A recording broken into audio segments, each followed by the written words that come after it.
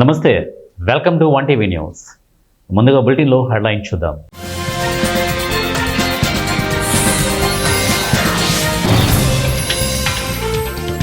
Vote చోరీ, మరిన్ని ఆధారాలు బయటపెడతా రాహుల్ గాంధీ.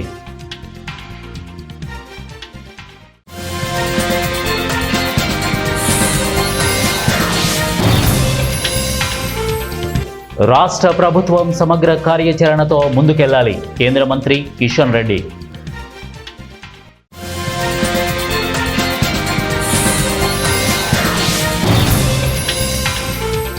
కృష్ణా జిల్లాలో భారీ వర్షాలు, తెలంగాణకు నిలిచిన రాకపోకలు.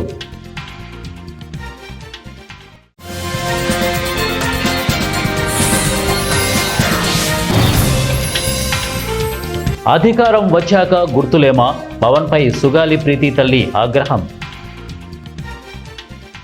బులెటిన్లో డీటెయిల్ చూద్దాం. ఓట్ చోర్ గద్దీ చోడ్ అనే నినాదంతో ఓటర్ అధికార యాత్ర చేపట్టిన కాంగ్రెస్ అగ్రనేత, లోక్సభలో ప్రతిపక్ష నేత రాహుల్ గాంధీ భాజపా ఎన్నికల సంఘంపై విమర్శనాస్త్రాలు సంధిస్తున్నారు. తమ ఓట్లను దొంగలిస్తే బీహార్ ప్రజలు సహించబోరన్నారు. ఓటర్ల జాబితా నుంచి రాష్ట్ర వ్యాప్తంగా 65 లక్షల మంది ఓటర్ల పేర్లను తొలగించారని ఆక్షేపించారు. అందులో ఎక్కువ మంది బడుగు బలహీన వర్గాల వారే ఉన్నారని అన్నారు. సీతామఢిలో నిర్వహించిన ఓటర్ అధికార యాత్రలో గురువారం ఆయన మాట్లాడుతూ ఓట్ చోరీ గురించి రానున్న రోజుల్లో మరిన్ని ఆధారాలు బయట పెడతామని అన్నారు. ఎన్నికల సంఘం భాజపా కుమ్ముక్కై ఓట్లను దొంగలించాయి. గతంలో మహారాష్ట్ర, హర్యానా, కర్ణాటకలో ఇదే పందా కొనసాగించారు. ఇప్పుడు బీహార్ వంతు వచ్చింది, కానీ ఇక్కడి ప్రజలు దీన్ని సహించరు అని అన్నారు. యాత్రలో భాగంగా స్థానిక సీతాదేవి ఆలయాన్ని రాహుల్ సందర్శించారు. ప్రత్యేక పూజలు నిర్వహించారు. తెలంగాణ రాష్ట్ర వ్యాప్తంగా ఎడతెరిపి లేకుండా కురుస్తున్న భారీ వర్షాలపై కేంద్ర మంత్రి కిషన్ రెడ్డి స్పందించారు. భారత హోం మంత్రిత్వ శాఖ వర్షాలపై మానిటరింగ్ చేస్తోందని తెలిపారు. తెలంగాణ రాష్ట్రానికి అవసరమైన ఎన్డీఆర్ఎఫ్ సిబ్బంది అన్ని జిల్లాల వారీగా అందుబాటులో ఉన్నారని చెప్పుకొచ్చారు. తాను ఎప్పటికప్పుడు కేంద్రానికి అన్ని విషయాలు చెబుతున్నానని వెల్లడించారు కిషన్ రెడ్డి. ఉత్తర తెలంగాణలోని చాలా జిల్లాల్లో జాతీయ రహదారులు దెబ్బతిన్నాయని కిషన్ రెడ్డి వివరించారు. పలు చోట్ల రైల్వే లైన్లు దెబ్బతిన్నాయని, వీటిని రెగ్యులర్గా మరమ్మతులు చేసేలా చూస్తున్నామని చెప్పుకొచ్చారు. తెలంగాణలో మరో 2 రోజులు భారీగా వర్షాలు పడే అవకాశం ఉండడంతో రాష్ట్ర ప్రభుత్వం సమగ్ర కార్యాచరణతో ముందుకు వెళ్లాలని దిశానిర్దేశం చేశారు. వాయువ్య బంగాళాఖాతంలో తీవ్ర అల్పపీడనం కొనసాగుతోంది. ఒడిశా తీరాన్ని ఆనుకుని పశ్చిమ వాయువ్య దిశగా ప్రయాణం చేస్తోంది. అల్పపీడన ప్రాంతం నుంచి దక్షిణ ఛత్తీస్గఢ్ మీదుగా విస్తరించింది. రుతుపవన ద్రోణి, దీని ప్రభావంతో రాగల 5 రోజుల పాటు ఆంధ్రప్రదేశ్తో పాటు తెలంగాణలో విస్తారంగా వర్షాలు కురుస్తాయని వాతావరణ శాఖ, ఉమ్మడి పశ్చిమ గోదావరి, కృష్ణా జిల్లాలో ఇవాళ భారీ వర్షాలు కురుస్తున్నాయి. ఇక ఉమ్మడి కృష్ణా జిల్లాల్లో భారీ వర్షాలు ఎఫెక్ట్ స్పష్టంగా కనపడుతోంది. ఏపీలో కూటమి ప్రభుత్వం డిప్యూటీ సీఎం పవన్ కళ్యాణ్పై సుగాలి ప్రీతి తల్లి పార్వతి ఆగ్రహం వ్యక్తం చేశారు. గిరిజనులు అంటే ఓటుకు మాత్రమే పనికొస్తారా? అలాగే లోకేష్ రెడ్ బుక్లో సుగాలి ప్రీతి హంతకుల పేర్లు ఉన్నాయా అని అడిగారు. పవన్ ప్రతిపక్షంలో ఉన్నప్పుడు గుర్తున్న పేరు అధికారం వచ్చాక ఎందుకు గుర్తు రావడం లేదని సూటిగా ప్రశ్నించారు. సుగాలి ప్రీతికి నమ్మకం ద్రోహం పేరుతో విజయవాడలో సుగాలి పార్వతి మీడియా సమావేశం ఏర్పాటు చేశారు. ఈ సమావేశంలో సుగాలి పార్వతి మాట్లాడుతూ, నా కూతుర్ని అతి కిరాతకంగా అత్యాచారం చేసి హత్య చేశారు. 8 సంవత్సరాలుగా న్యాయం కోసం పోరాటం చేస్తున్నాను. న్యాయం చేస్తామని హామీ ఇచ్చి ఇప్పుడు ఉప ముఖ్యమంత్రి అయిన తర్వాత ఈ కేసును పవన్ కళ్యాణ్ గాలికి వదిలేశారు. మొదటి సంతకం సుగాలి ప్రీతి ఫైల్ పైనే అని అన్నారు. ప్రభుత్వం వచ్చి 14 నెలలైనా ఒక్క మాట కూడా మాట్లాడలేదు. అసెంబ్లీ సమావేశాల్లో నా కూతురు కేసుపై చర్చించాలి, కేంద్రంపై ఒత్తిడి తీసుకువచ్చి సిబిఐ విచారణ జరిపించాలి, సేనతో సేనాని అంటున్నారు. నా కూతురికి మాత్రం న్యాయం చేయలేకపోయారు. రాష్ట్ర హోంశాఖ మంత్రి అనితకు శ్రీకాంత్ పెరవలిపై ఉన్న దృష్టి నా కూతురి విషయంలో లేదు. ఎమ్మెల్సీ అనంత విషయంలో ఉన్న ఆతృత నా కూతురి విషయంలో లేదు. గిరిజనులు అంటే ఓటుకు మాత్రమే పనికొస్తారా? ఎందుకు ఇప్పటి వరకు న్యాయం చేయలేకపోయారని మంత్రి అనితను అడుగుతున్నాను. గవర్నర్ అపాయింట్మెంట్ తీసుకొని నాకు గిరిజన అన్యాయాన్ని తెలియజేస్తాను. సుగాలి ప్రీతికి జరిగిన అన్యాయంపై డిజిటల్ క్యాంపెయిన్ చేస్తాము. నిరాహార దీక్షకు కూడా పూనుకుంటాము. 8 సంవత్సరాలు అవిటితనంతో పోరాటం చేస్తుంటే ప్రభుత్వం స్పందించదా? లోకేష్ రెడ్ బుక్లో సుగాలి ప్రీతి హంతకుల పేర్లు ఉన్నాయా? ప్రతిపక్షంలో ఉన్నప్పుడు గుర్తున్న పేరు అధికారంలోకి వచ్చాక ఎందుకు గుర్తులేదు? జనసేన రాష్ట్ర కార్యాలయం వద్ద ఆమరణ నిరాహార దీక్ష చేపడతామని వ్యాఖ్యలు చేశారు. ఖమ్మం జిల్లా వైరా, కొణిజర్ల, ఎన్కూరు, తల్లాడ మండలాల్లో గత రాత్రి కురిసిన భారీ వర్షానికి వైరా రిజర్వాయర్ పూర్తిస్థాయి నీటి మట్టం దాటి పొంగి ప్రవహిస్తోంది. వైరా రిజర్వాయర్ పూర్తిస్థాయి నీటి మట్టం 18.3 అడుగులు కాగా ప్రస్తుత నీటి మట్టం 20 అడుగులు చేరుకొని 5 అడుగులపై వరద నీరు ప్రవహిస్తోంది. దిగువ ప్రాంత ప్రజలు అప్రమత్తంగా ఉండాలని అధికారులు, పోలీసులు ఆదేశించారు. ఇక కొనిజర్ల మండలం తీగల బంజర వద్ద పగిడేరు వాగు, అంజనాపురం వద్ద నిమ్మవాగు పొంగి ప్రవహించడంతో పల్లిపాడు నుంచి ఎన్కూరు వెళ్లే రహదారిలో వాహన రాకపోకలు పోలీసులు నిలిపివేశారు.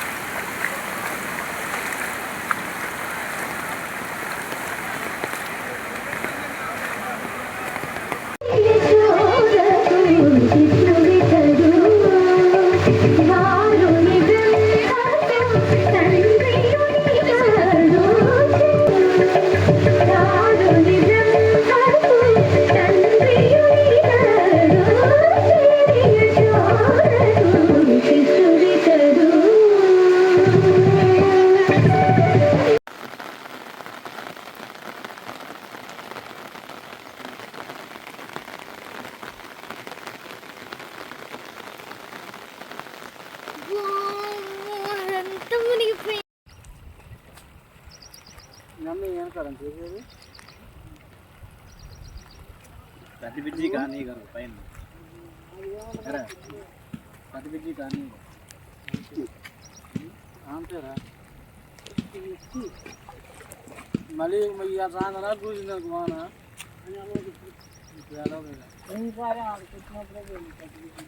ఇప్పుడు మరి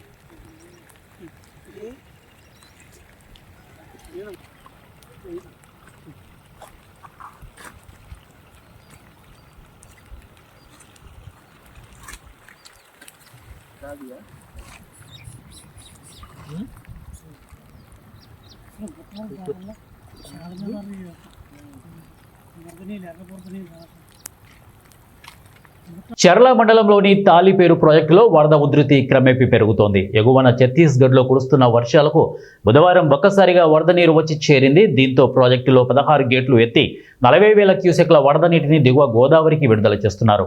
ప్రాజెక్టులో వరద పరిస్థితిని పర్యవేక్షించారు. ప్రాజెక్టుకు దగ్గర సిబ్బందిని అప్రమత్తం చేశారు. ఇక తాలిపేరుతో పాటు చింతవాగు, రోటెంతవాగు, ఇక పగిడివాగు ఉధృతంగా ప్రవహిస్తున్నాయని తెలుస్తోంది.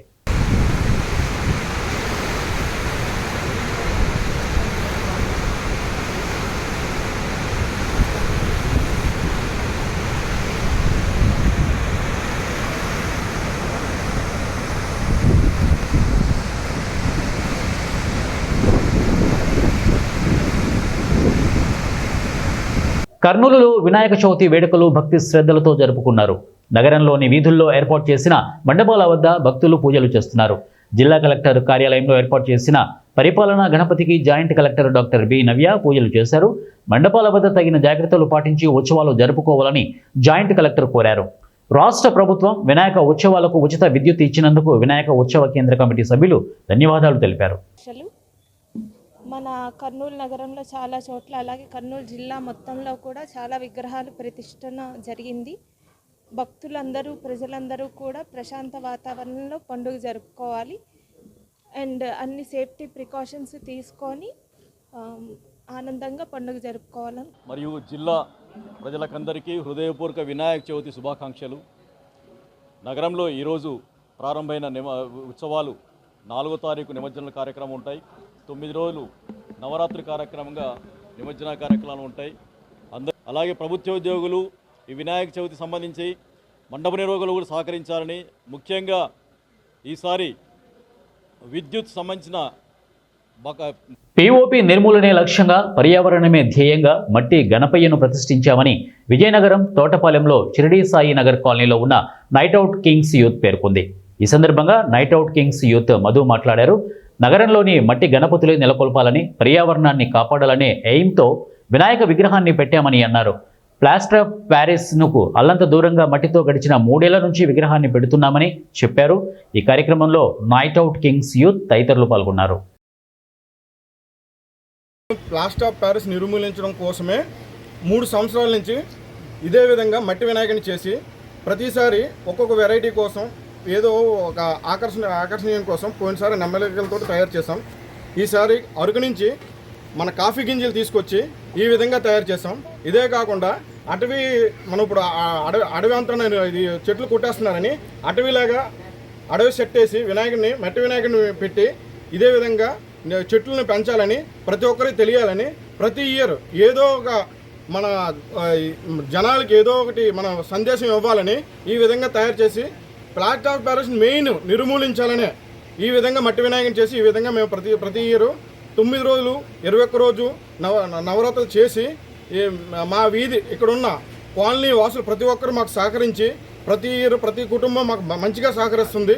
ఈ విధంగా చేయడానికి ఇంతగా మేము అందరం యూనిటీగా ఉండడానికి కాలనీ ఉన్న యూత్ పెద్దలు అందరూ మాకు సహకరిస్తున్నారు. ఈ విధంగా మెయిన్ ప్లాస్టర్ ఆఫ్ ప్యారిస్నే నిర్మూలించడం కోసమే మట్టి వినాయకుని పెడుతున్నాం. దీనికి కాఫీ గింజలు తోడు చేసి మేము అరకు నుంచి తెప్పించి మా యూత్ అందరూ వారం రోజులు కష్టపడి ఈ విధంగా తయారు చేశారు. ఎంత అద్భుతంగా వచ్చింది. ఇదే విధంగా ప్రతి ఇయర్ ప్లాస్టర్ ఆఫ్ ప్యారిస్తో చేయకుండా ఓన్లీ మట్టి వినాయకులనే మనం అందరం మేమే కాకుండా ప్రతి ఒక్క స్మార్ట్ మీటర్ల రద్దు చేయాలంటూ విద్యుత్ ఛార్జీలకు వ్యతిరేకంగా ప్రతిజ్ఞ దినంగా ప్రకటిస్తూ సిపిఐ, సిపిఎం వామపక్షాల ఆధ్వర్యంలో కర్నూలు కలెక్టర్ కార్యాలయం ముందు ధర్నా నిర్వహించారు. హైదరాబాద్ బస్సీర్బాగ్లో విద్యుత్ సంస్కరణ కోసం పోరాడి కాల్పుల్లో మృతి చెందిన బాలస్వామి, రామకృష్ణ, విష్ణువర్ధన్ రెడ్డిలకు నివాళులు అర్పించారు. విద్యుత్ స్మార్ట్ మీటర్లు వెంటనే రద్దు చేసి విద్యుత్ బిల్లులను తగ్గించాలని, లేని పక్షంలో రాష్ట్ర వ్యాప్తంగా పెద్ద ఎత్తున ఆందోళన చేపడతామని, వచ్చే ఎన్నికల్లో చంద్రబాబుకు బుద్ధి చెబుతామని హెచ్చరించారు. అనంతరం విద్యుత్ ఛార్జీలు తగ్గించి స్మార్ట్ మీటర్లు రద్దు చేసే వరకు ఆందోళనలు చేపడతామని ప్రతిజ్ఞ చేశారు. ఈ కార్యక్రమంలో సిపిఐ, సిపిఎం ప్రజా సంఘాల నాయకులు పాల్గొన్నారు. స్మార్ట్ మీటర్లు రద్దు చేయాలని చెప్పి కోరుతూ రాష్ట్ర వ్యాప్తంగా ప్రతిజ్ఞా దినం పాటిస్తూ ఉన్నాం. మరి అందులో భాగంగానే మన కర్నూలు కలెక్టర్ ఆఫీస్ ముందు ఈ కార్యక్రమాన్ని నిర్వహిస్తూ ఉన్నాం. 2000 సంవత్సరంలో ఉమ్మడి ఆంధ్రప్రదేశ్ రాష్ట్రంలో అప్పటి ముఖ్యమంత్రి చంద్రబాబు నాయుడు గారు విద్యుత్ ఉద్యమం మీద మరి నిర్బంధకాండ ప్రయోగించి బషీర్బాగ్ దగ్గర ఆనాటి వామపక్ష పార్టీల నాయకుల మీద, కార్యకర్తల మీద దమనకాండ ప్రయోగించి, బాష్పగోళాలు ప్రయోగించి అనేక మంది ఆ ఉద్యమాన్ని అణచివేసే ప్రయత్నంలోన మరి 3 వామపక్ష పార్టీల కార్యకర్తలు అమరులు కావడం జరిగింది. రామకృష్ణ, బాలస్వామి, విష్ణువర్ధన్ రెడ్డి గారు ఆ రోజు ఆ విద్యుత్ పోరాటంలో అమరులయ్యారు. వారి పోరాటాన్ని స్ఫూర్తిగా తీసుకొని మరి ఈరోజు ఆంధ్రప్రదేశ్ రాష్ట్రంలో చంద్రబాబు నాయుడు గారు ఆ రోజు ఏదైతే అవలంబించాడో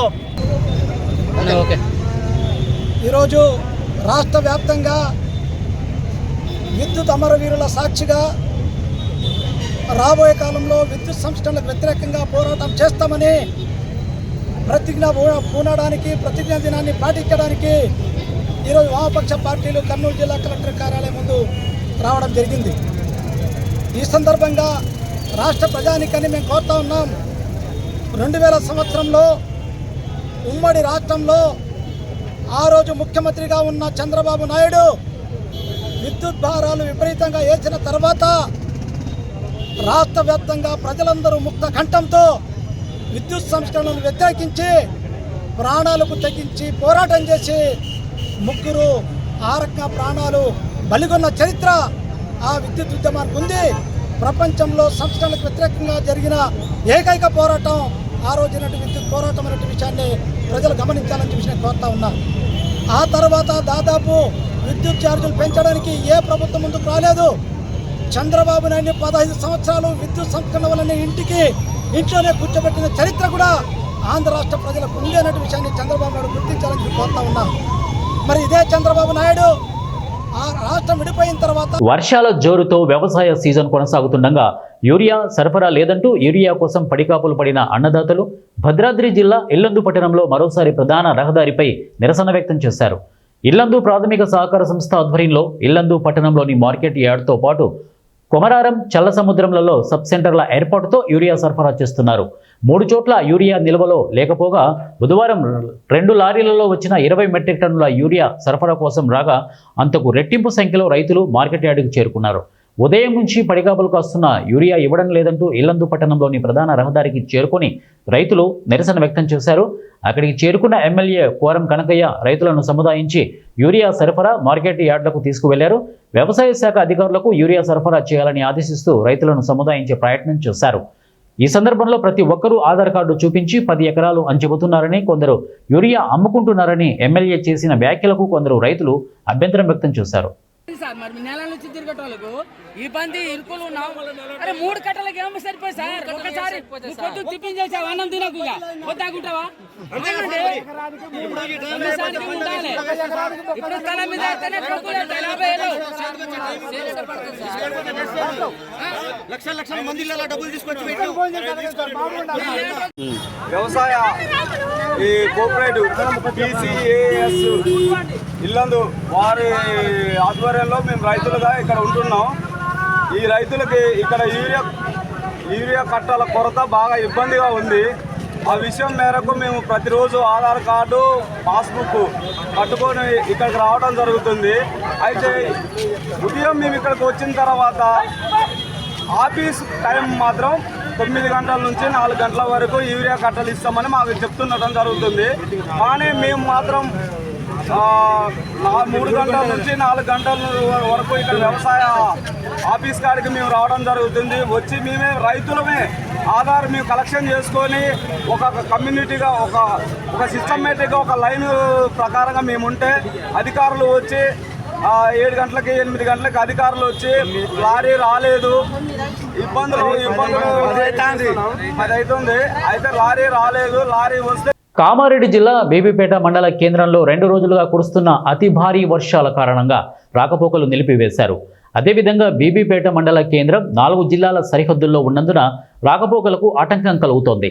కామారెడ్డి జిల్లాకు వెళ్లే బ్రిడ్జి పక్కన నీటి ప్రవాహానికి పెద్ద గుంతలు ఏర్పడ్డాయి. బీబీపేట ఎస్ఐ ప్రభాకర్ వారి బృందం ఎప్పటికప్పుడు ప్రజలను అప్రమత్తం చేస్తున్నారు. రెవెన్యూ డిపార్ట్మెంటు, గ్రామ పంచాయతీ సిబ్బంది, అన్ని రంగాల వారు ఎప్పటికప్పుడు అప్రమత్తంగా ఉండాలని, గ్రామస్తులు కూడా నీటి ప్రవాహాల దగ్గరికి వెళ్లవద్దని పోలీస్ సిబ్బంది తెలిపారు.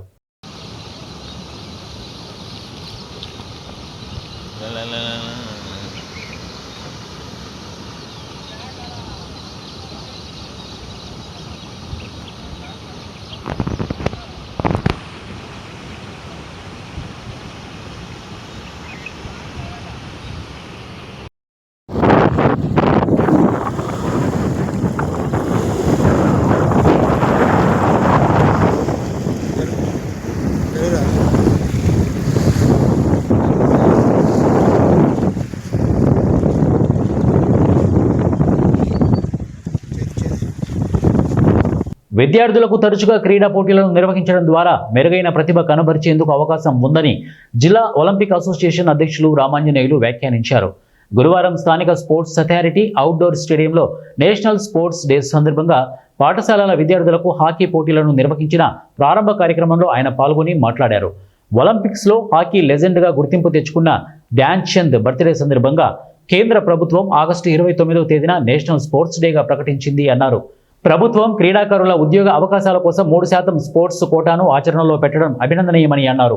ఈ సందర్భంగా ఏర్పాటు చేసిన కార్యక్రమంలో జిల్లా హాకీ అసోసియేషన్ ప్రతినిధులు దాసరి సుధీర్, ప్రవీణ్ తదితరులు పాల్గొన్నారు.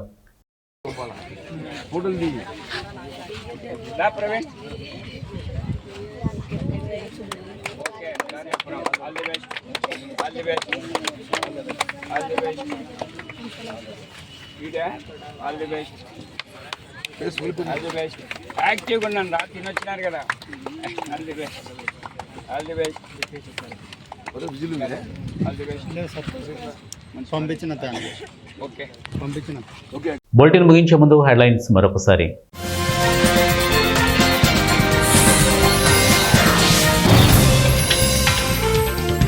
ఓట్ చోరీ, మరిన్ని ఆధారాలు బయటపెడతా రాహుల్ గాంధీ.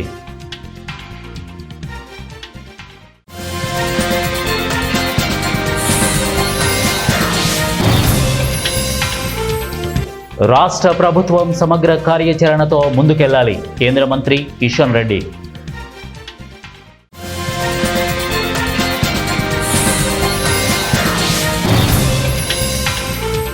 కృష్ణా జిల్లాలో భారీ వర్షాలు, తెలంగాణకు నిలిచిన రాకపోకలు.